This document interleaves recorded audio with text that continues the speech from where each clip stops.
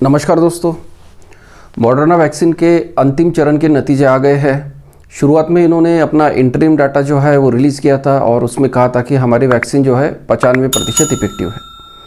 तो अभी इसके अंतिम चरण के ट्रायल्स 30,000 लोगों पे चल रहे थे। तो इन 30,000 वॉलंटियर्स में लगभग 196 लोगों को कोविड इन्फेक्शन हुआ, सिम्टोमेटिक कोविड, मतलब जिनमें कोरोना के लक्षण थे। ऐसे 196 पेशेंट्स मिले।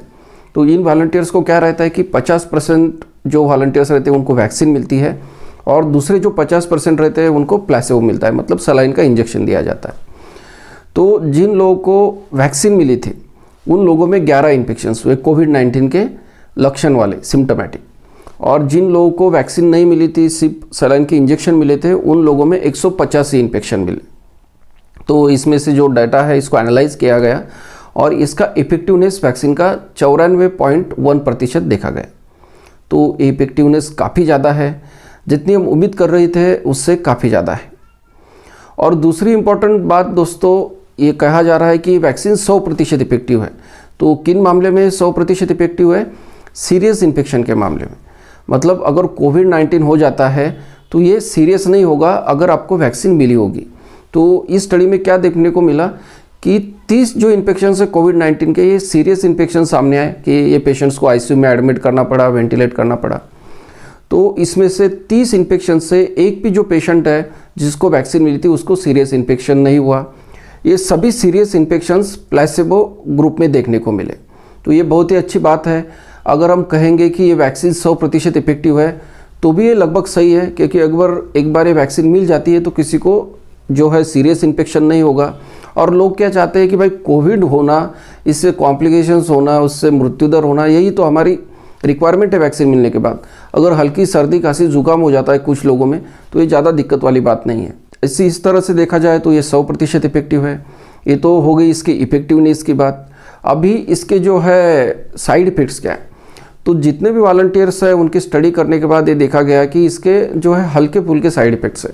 जैसे जहाँ इंजेक्शन मिलता है वहाँ दर्द होना, इसके बाद बदन दर्द, सर दर्द, थकान, हल्का बुखार, इस तरह के साइड इफ़ेक्ट्स इस वैक्सीन में देखने को मिले। कोई मेजर साइड इफ़ेक्ट देखने को नहीं मिला। और इस वैक्सीन में जो दूसरी अच्छी बात है टेम्परेचर के बारे में, इसको -20 डिग्री सेंटीग्रेड पर स्टोर करना पड़ता है और इसके बाद 1 महीने तक ये नॉर्मल फ्रीज के टेम्परेचर पर स्टोर की जा सकती है। तो ये काफ़ी अच्छी बात है। और फिर 12 घंटे के लिए ये अपने रूम टेम्परेचर पे, घर के टेम्परेचर पे इसको रख सकते हैं।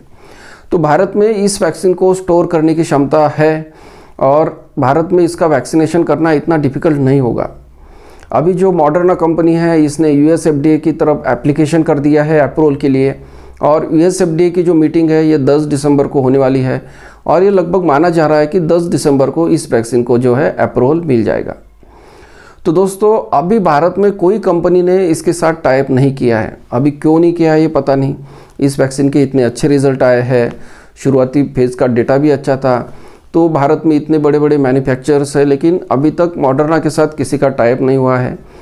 और मुझे लगता है कि भारत में भी इसका प्रोडक्शन होना चाहिए, क्योंकि भारतीयों की जो डिमांड रहेगी वैक्सीन्स की ज़्यादा है। तो हम उम्मीद करते हैं कि आने वाले दिनों में कोई भारत की बड़ी कंपनी जो मॉडर्ना कंपनी इसके साथ टाइप करे और भारत को भी जो है इसके वैक्सीन्स के डोसेस मिलने लगे। तो भारत को मॉडर्ना से वैक्सीन डोज मिल सकते हैं क्या?